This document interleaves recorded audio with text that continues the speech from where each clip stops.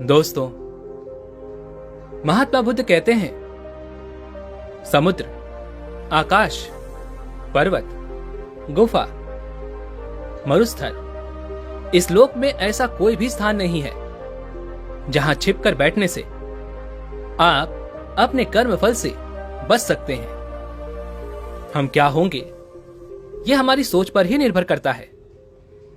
हमारे कर्म हमारी सोच का ही परिणाम होते हैं। जो कर्म हम नित्य दिन करते हैं, उन्हीं का परिणाम हमें भविष्य में प्राप्त होता है। अच्छे कार्य अच्छे परिणामों को जन्म देते हैं। ठीक उसी प्रकार बुरे कर्म बुरे परिणामों की उत्पत्ति करते हैं। इसलिए हमें अपने कर्म करते वक्त बहुत सावधान होना चाहिए, जागरूक होना चाहिए। यदि आप ये सोचते हैं कि हम कोई कर्म ना करें तो क्या होगा, ऐसे में भी आप कर्म से नहीं बच सकते, क्योंकि कर्महीन होना भी एक कर्म ही है। और जो व्यक्ति कर्म नहीं करता, वह व्यक्ति भी कर्महीनता का कर्म करता ही है।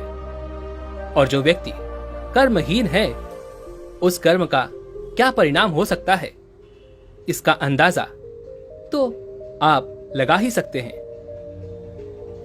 कर्म दो प्रकार के होते हैं। एक भौतिक, अर्थात जो हम इस संसारी जीवन में करते हैं, और दूसरा वो जो हमारे भीतर चलता है। जो हमारे भीतर चलता है, वही कर्म हमें हमारे भौतिक जीवन में भी देखने को मिलते हैं।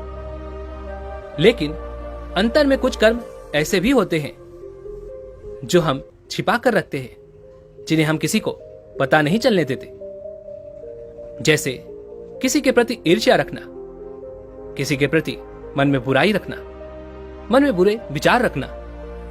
आपने अपने जीवन में कभी न कभी इस चीज को देखा ही होगा, इस चीज का अनुभव लिया ही होगा कि कोई व्यक्ति जो आपको नहीं पसंद, जिसकी बातें आपको नहीं पसंद, जब भी वो आपके सामने आता है तो आपके मन में तरह तरह के बुरे विचार उत्पन्न होने लगते हैं, और उसके लिए हम अपने मन में बुरे कर्मों का उपयोग करने लगते हैं। ऐसे कार्यों को, ऐसे कर्मों को हम भौतिक जगत में प्रकट नहीं करते, क्योंकि जैसे ही वह कर्म प्रकट होंगे, आपको लोग बुरा समझने लगेंगे, आपको लोग ईर्ष्यालु समझने लगेंगे। इसलिए आप अपने आप का सम्मान बनाए रखने के लिए आप उस कर्म को कभी भी सामने नहीं आने देते, उसे छिपा कर रखते हैं, और ऐसा आप कभी नहीं चाहते। लेकिन अगर आपको यह पता चल जाए कि आपको कोई भी नहीं देख रहा, किसी को कुछ नहीं पता, तो आप उस कर्म को भौतिक जगत में उतारने से भी पीछे नहीं हटेंगे। लेकिन वास्तविकता तो यही है कि कोई कुछ नहीं देख रहा, किसी को यह पता नहीं चलेगा। यह सब आपका भ्रम है, क्योंकि यदि कोई कुछ भी ना देख रहा हो, तब भी आप उसे देख रहे हैं, और यही सत्य है। क्योंकि जिसके द्वारा वो कर्म देखा जा रहा है, जिसके द्वारा वो कर्म महसूस किया जा रहा है, वह कोई और नहीं, आप ही हैं। लेकिन इसका हमें से अधिकांशतः लोगों को पता ही नहीं होता। हमें से अधिकांशतः लोग तो यही सोच रहे होते हैं कि हमें तो कोई नहीं देख रहा, फिर भला किसी को क्या पता चलेगा हमने क्या किया और क्या नहीं किया। लेकिन जिस दिन आप किसी कर्म को करते समय अपने आप से छुप सकेंगे, उसी दिन वह कर्म शक्तिहीन हो जाएगा। लेकिन आप ये जानते हैं कि ऐसा कभी नहीं होने वाला, क्योंकि आप अपने आप से कभी नहीं छुप सकते, अपनी नजरों से आप कभी नहीं बच सकते। जो भी कर्म आप करते हैं, उस पर आपकी नजर अवश्य होती है। उस कर्म को कोई और नहीं तो आप अवश्य देखते हैं। इसकी उल्टी अवस्था भी है। जब आप अपने कर्म को संपूर्ण जागरूकता के साथ देखते हैं या देखेंगे, तब भी उस कर्म का कर्म फल शक्तिहीन हो जाएगा। यह बात सुनकर आपके मन में थोड़ी निराशा जरूर हुई होगी, क्योंकि हम में से अधिकांशतः लोग तो कोई भी कर्म केवल फल के लिए ही करते हैं, और ऐसे में यदि हमें फल ना मिले तो हम भला उस कार्य को क्यों करेंगे, उस कर्म में हम रुचि क्यों दिखाएंगे। ऐसे में आप क्या करेंगे? दोस्तों, धम्मपद में 3 समूह के भिक्षुओं की अलग अलग कथा है। चलिए इसे विस्तार में जानते हैं। एक बार की बात है, 3 भिक्षुओं का समूह अलग अलग मार्ग से बिहार की ओर लौट रहा था। पहला भिक्षुओं का समूह जो बिहार की ओर लौट रहा था, तब मार्ग में एक जगह पर प्रचंड आग दिखी। उस आग को देखकर हर कोई हैरान था, हर कोई घबराया हुआ था। वह भिक्षु का समूह उस प्रचंड आग को देख ही रहा था कि तभी देखते ही देखते एक कौवा जो उड़ रहा था, वह उड़ता हुआ आया और उस आग में समा गया। वह गिर गया और उस आग में जलकर मर गया। सभी भिक्षु ये समझ नहीं पा रहे थे कि आखिर ये सब क्यों हुआ। ऐसी दर्दनाक मौत भला कौन चाहेगा? ऐसी दर्दनाक घटना उस कौवे के साथ क्यों हुई? ऐसे कई सारे प्रश्न उन भिक्षुओं के मन में उत्पन्न होने लगे थे। हर कोई उन प्रश्नों का जवाब चाहता था, लेकिन उनमें से कोई भी इतना ज्ञानी नहीं था कि वो उन प्रश्नों का उत्तर दे सके। इसलिए उन्होंने यह निश्चय किया कि इस प्रश्न का उत्तर हम महात्मा बुद्ध से ही पूछेंगे। आगे दूसरे भिक्षुओं का जो समूह था, वह नाव से यात्रा कर रहे थे। वे सभी समुद्र के एक किनारे से दूसरे किनारे की ओर जा रहे थे। तभी अचानक वो नाव समुद्र के बीचों बीच आकर रुक गई, अटक गई। वह आगे पीछे हिल ही नहीं रही थी। नाविक ने बहुत प्रयास किया, उसने तरह तरह के उपाय कर लिए, लेकिन वह नाव एक जगह से टस से मस होने का नाम ही नहीं ले रही थी। अथक प्रयासों के बाद जब नाविक थक गया, तभी उस नाव पर बैठे हुए लोगों में से एक व्यक्ति ने कहा, अवश्य ही इस नाव पर कोई बहुत ही अभागा व्यक्ति बैठा है जो बहुत मनहूस है। उसी के कारण ये नाव आगे नहीं जा रही। और उस व्यक्ति की बात से उस नाव पर बैठा हर एक व्यक्ति सहमत था। सभी ने उस व्यक्ति को खोज निकालने के लिए एक तरीका अपनाया। उन्होंने नाव पर मौजूद सभी लोगों के नाम एक पर्ची पर लिखे और उन पर्चियों को एक साथ मिला दिया गया। उनमें से जिसका भी नाम उस पर्ची पर निकलता, वही मनुष्य अभागा था, वही मनुष्य बहुत मनहूस था, ऐसा उन नाव वालों का कहना था। लेकिन वहां पर उस नाव पर जो भिक्षुओं का समूह बैठा हुआ था, उन्होंने इस बात का विरोध करने का प्रयास किया। लेकिन उस नाव पर उपस्थित हर एक व्यक्ति इस बात से सहमत था। उन्होंने उन भिक्षुओं की एक न सुनी। और तो और वह नाविक भी खुद यही चाहता था कि उस मनहूस व्यक्ति को इस नाव से उतार दिया जाए। जब उस पर्ची को उठाया गया तो उसमें उस नाविक की पत्नी का ही नाम था। नाविक जो पहले ही उन व्यक्तियों के साथ सहमत था, जिसने इस उपाय के लिए सहमति भरी हुई थी, वह कुछ नहीं कह सका। जिस कारण नाव पर उपस्थित हर एक व्यक्ति ने कहा, इस महिला को बालू की बोरी से बांधकर समुद्र में फेंक दिया जाए। तभी उन भिक्षुओं के समूह में से एक भिक्षु कहता है, यह सही नहीं है, आप गलत कर रहे हैं, आप ऐसा नहीं कर सकते। अगर ये औरत सचमुच मनहूस है, सचमुच अभागी है, तो आप पर्चियों को 5 बार डालिए।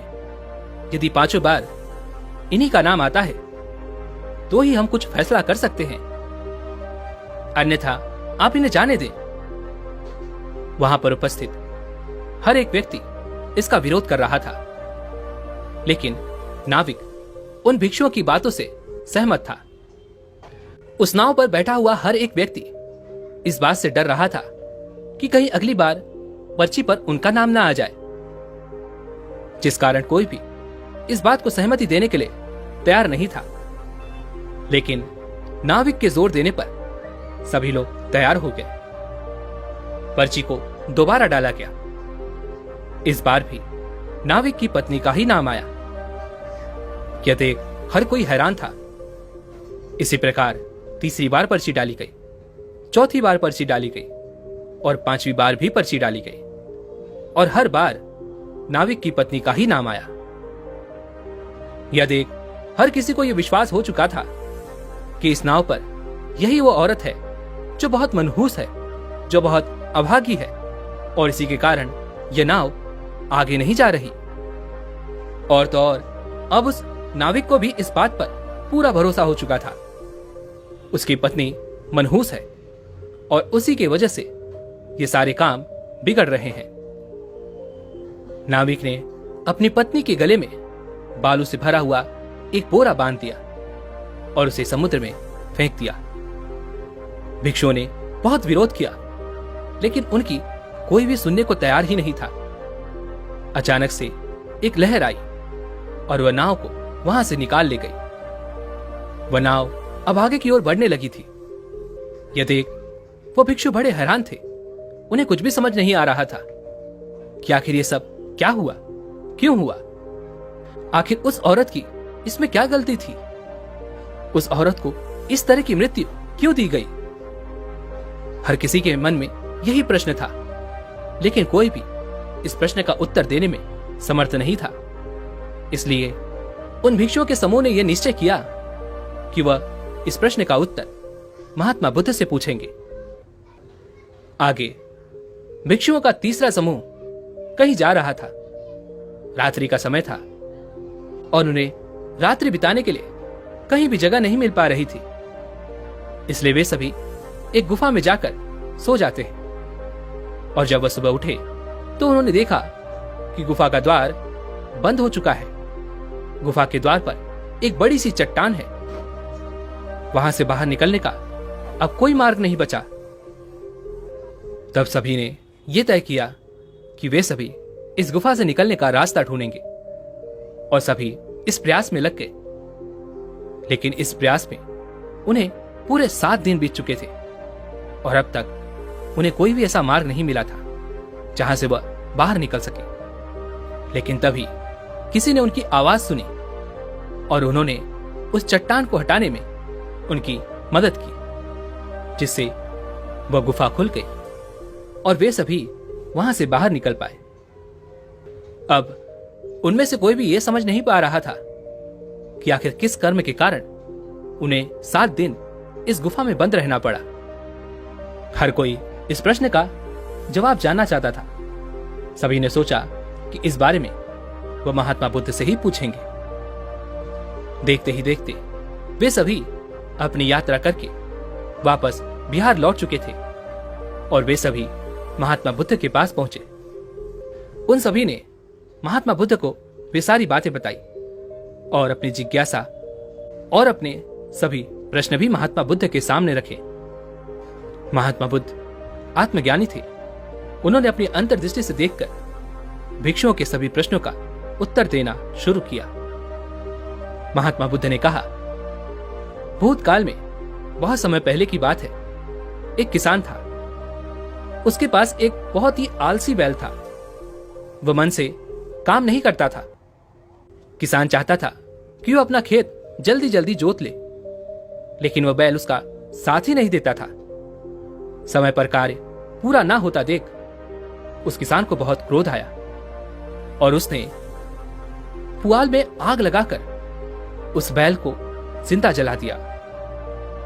इसी कारणवश उस किसान को एक कौवे का जन्म मिला और उसी कर्म की पूर्ति के लिए उसको भी आग में गिरकर जिंदा जलकर मरना पड़ा। रही बात नाविक की पत्नी की, तो अपने पूर्व जन्म में वह एक स्त्री ही थी। जब भी वह अपने घर से निकलती तो रास्ते में एक कुत्ता उसके पीछे लग जाया करता था। वह उसके आगे पीछे दौड़ता रहता। वह उसे बहुत पसंद करता था। हर कोई यह देखकर उस स्त्री की हंसी उड़ाता था, उसकी खिल्ली उड़ाता, उसका मजाक बनाया करता। वह उस कुत्ते से बहुत परेशान हो चुकी थी। वह चाहती थी कि वह कुत्ता कहीं चला जाए या फिर मर जाए। वह कुत्ता अपने किसी पूर्व जन्म में उस स्त्री का पति था और वह अब तक उसके मोह से मुक्त नहीं हो पाया था और उसी मोह के कारण वह उसके साथ जुड़ा था। इसलिए वह हमेशा उसके साथ ही रहता था, उसके आगे पीछे घूमता रहता था। लेकिन वह महिला अब बहुत परेशान हो चुकी थी। उसे उस कुत्ते से छुटकारा चाहिए था। इसलिए उसने निश्चय किया कि वह उस कुत्ते की हत्या कर देगी। उसने उस कुत्ते को बहुत प्यार से बुलाया, पुचकारा, उसके गले में एक भारी पत्थर बांधकर उसे पानी में फेंक दिया। कुत्ता डूबकर मर गया और इसी कारणवश उस नाविक की पत्नी को इस जन्म में पानी में डूबकर मरना पड़ा। और अब बात करें आप लोगों की कि क्यों आप लोगों को 7 दिनों तक उस गुफा में रहना पड़ा। तो बहुत समय पहले की बात है। कुछ किशोर खेल खेल रहे थे। उन्होंने खेल खेल में ही एक छिपकली को बिल में बंद कर दिया और गलती से वो उसे उस बिल में ही भूल कर चले गए। उन्होंने उसका दरवाजा नहीं खोला। 7 दिनों बाद जब उन्हें याद आया तो उन्होंने तुरंत ही उस बिल का दरवाजा खोला। लेकिन जब तक उन्होंने वो दरवाजा खोला तब तक वो छिपकली मृत्यु को प्राप्त हो चुकी थी। और वो किशोर आप में से ही कोई एक है और इसी कारणवश आप सभी को गुफा में 7 दिनों तक बंद रहना पड़ा। महात्मा बुद्ध के इन सभी जवाबों को सुनने के बाद उन सभी भिक्षुओं ने महात्मा बुद्ध से कहा, हे महात्मा बुद्ध, क्या हम मनुष्य पाप कर्म करके कर्म फल से बच सकते हैं या नहीं? यदि कोई मनुष्य पाप करके किसी गुफा में छिप जाए, समुद्र में चला जाए या फिर कहीं पर्वतों में जाकर छुप जाए या आकाश के इन पक्षियों की तरह कहीं उड़ जाए, तो क्या वह अपने उस कर्मफल से बच सकता है? इसका जवाब देते हुए महात्मा बुद्ध मुस्कुराने लगे और कहते हैं, भंते, इस दुनिया में ऐसा कोई स्थान नहीं जहां छिपकर कोई भी व्यक्ति अपने पाप कर्म के फल से बच सकता है। जो कर्म हो चुका उसका परिणाम तो तुम्हें भोगना ही होगा और इसे टाला नहीं जा सकता। जिस प्रकार एक मनुष्य की छाया उसका साथ कभी नहीं छोड़ती, ठीक उसी प्रकार कर्म भी हमारा साथ कभी नहीं छोड़ता। धम्मपद की इस कथा में पिछले जन्म की बातें बताई गई हैं, लेकिन इसका अर्थ यह नहीं है कि आप इस जन्म में चाहे कैसे भी कर्म करें, इसका फल तो आपको अगले जन्म में मिलेगा। बल्कि इसका अर्थ यह है कि आप जो भी कर्म करते हैं उस कर्म का फल 2 भागों में विभाजित हो जाता है। पहला, आपको इसका फल तुरंत ही भोगना पड़ता है और दूसरा भविष्य के लिए सुरक्षित हो जाता है और वह कभी पूरा नहीं होता। वह आपके साथ हमेशा यूं ही चलता रहता है जब तक कि आप उस पाप कर्म के फल को भोग ना ले। इसलिए अपने कर्मों पर ध्यान दें, ध्यानपूर्वक उसे देखें, जागरूकता के साथ अपने कर्मों को कीजिए, तभी आप अपने इन पाप कर्मों के फलों से बच सकते हैं। यदि आप अच्छे कर्म करेंगे तो आपको फल भी अच्छा ही मिलेगा और यदि आप बुरे कर्म करेंगे तो आपको बुरे कर्म के फल ही भोगने पड़ेंगे। दोस्तों, उम्मीद है कि आपने आज की इस वीडियो से जरूर कुछ न कुछ सीखा होगा। तो इस वीडियो को लाइक और अपने दोस्तों के साथ शेयर करना ना भूलें और हमें ऐसे ही सपोर्ट करने के लिए चैनल को सब्सक्राइब और घंटी बटन को जरूर दबा दें। तो चलिए मिलते हैं ऐसे एक और वीडियो में। तब तक के लिए अपना ख्याल रखें। धन्यवाद।